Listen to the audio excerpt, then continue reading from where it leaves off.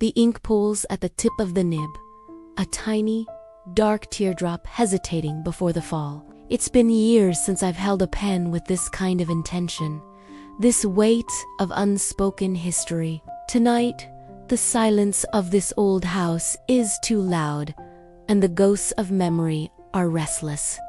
So I write the letter I should have sent a lifetime ago to you.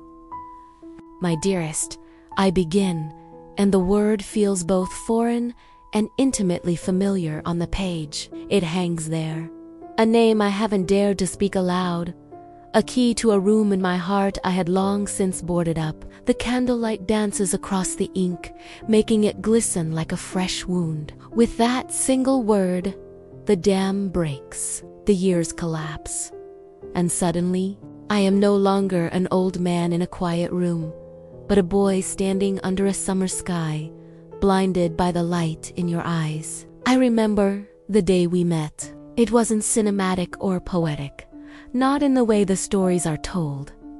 It was just a Tuesday. The air was thick with the scent of rain-soaked asphalt and blooming jasmine from a nearby garden. You were laughing, a sound like wind chimes caught in a gentle breeze, your head thrown back as a friend told you a joke. And in that ordinary moment, my entire world tilted on its axis. It wasn't love at first sight, it was recognition, as if a part of my soul that I never knew was missing had just walked into view, and it was wearing your smile. Easius then walking by the old canal, our footsteps echoing in the quiet dusk. You'd trace the patterns on the wrought iron railings with your fingertips, your brow furrowed in concentration as if you were deciphering an ancient code. You had a way of finding beauty in the forgotten things, the rusted hinges, the peeling paint, the lone wildflower pushing its way through a crack in the pavement.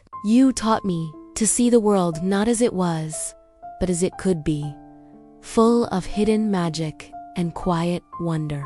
I can still feel the warmth of your hand in mine, a perfect fit, a silent promise. We'd talk for hours, about everything and nothing, the futures we'd build, the places we'd see, the people we'd become.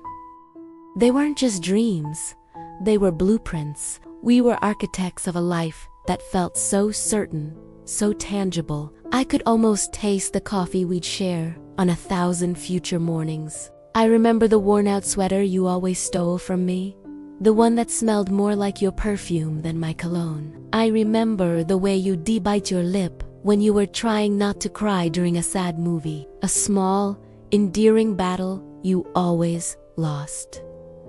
These are the things I write, not grand declarations or sweeping sonnets, but the small, sacred details that built the cathedral of my love for you. The way your nose would crinkle when you were skeptical, the specific shade of green in your eyes when you were truly happy, like moss after a spring rain. I poured these memories onto the page, each word a brushstroke, painting a portrait of a love I thought was indelible. The letter becomes a vessel, a time capsule for a past that breathes and aches in my chest. The paper grows heavy with the weight of it all, saturated with the phantom scent of your perfume and the echo of your laughter. But memory is a treacherous friend. It also brings back the silence, the slow, creeping distance that grew between us like ivy choking a sturdy tree. The words left unsaid, the apologies swallowed, the pride that stood taller than our love. I write about the fight, the last one. The details are hazy now, blurred by the stubborn fog of regret. I remember the rain on the window pane, tracing paths like tears. I remember the finality in your voice, a door closing with a quiet, devastating click.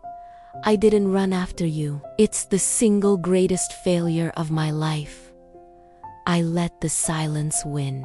I finished the letter, the final sentence, a whisper of what could have been. My hand aches not from the writing, but from the holding on. I read it over once, my own words accusing me from the page. It's all There, the love, the joy, the catastrophic, foolish pride. It's the truest thing I have ever written, and I know, with a certainty that chills me to the bone, that I can never send it. To send it now would be a cruelty, an unwelcome ghost rattling at a door that has long since been locked and barred. This confession is for me alone. A penance. I place it in the chest among the other relics of a life it disappears into the darkness, a secret buried within a tomb of memories. I close the lid. The sound is heavy, final. The room feels colder now, emptier. The candle sputters, and the ghosts recede, leaving me alone with the silence once more. The letter is hidden, forgotten, and a part of me is hidden and forgotten with it. Years pass, seasons turn, a relentless, quiet rhythm. The world outside this room changes in ways I can no longer comprehend. But in here, time is a loop. Today, while searching for an old photograph, my fingers brushed against it. The small, folded square. I knew what it was before I even saw it fully. A jolt, not of electricity, but of memory, shot through me. I pulled it from its hiding place. My heart, a slow, heavy drum against my ribs. Unfolding, it feels like an archaeological dig, unearthing a fragile artifact from a lost civilization. The ink has faded from black to a soft brown, the color of dried blood. The paper is brittle, delicate as a butterfly's wing. I hold it up to the light, and I begin to read.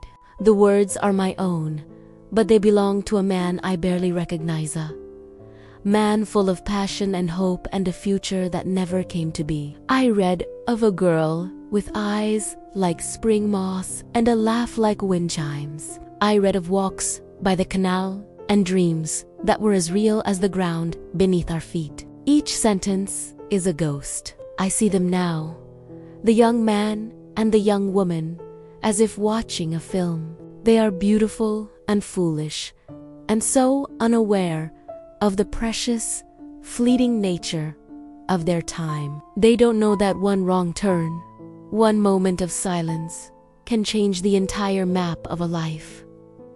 I read to the end. I read of the pride, the regret, the silence that became a chasm.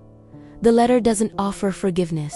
It doesn't grant absolution. It is simply a record, a testament to a love that was real and a loss that has defined the shape of my soul ever since. I sit here now, in the quiet afternoon light, an old man in an empty house, reading a love letter from a boy I used to be, to a woman I will love until my own last breath. It was never sent. It was never read by her. It was a love letter lost in time. Its only destination, my own lonely heart.